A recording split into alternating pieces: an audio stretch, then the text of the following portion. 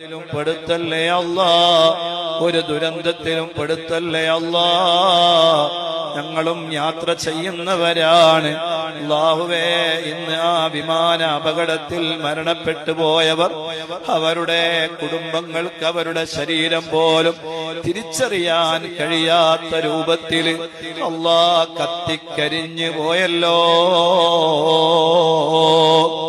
ഏതൊരാളും മരണപ്പെട്ട് കഴിഞ്ഞാൽ കുടുംബത്തിന് അവരുടെ ഡെഡ് ബോഡി കിട്ടിയിട്ട് അത് അവരാണെന്ന് തിരിച്ചറിഞ്ഞ് അങ്ങനെ ആ മയ്യത്ത്, ആ ഡെഡ് ബോഡി അതങ്ങേതേ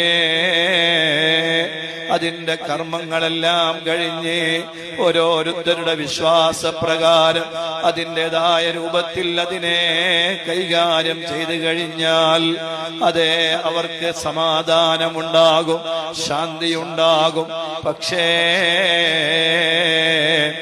പക്ഷേ ആരാണെന്ന് തിരിച്ചറിയുന്നില്ല, ശരീരം തിരിച്ചറിയുന്നില്ല, കത്തിക്കരിഞ്ഞ രൂപത്തിലാണ്, മുഖം കണ്ടാൽ തിരിച്ചറിയാൻ കഴിയുന്നില്ല.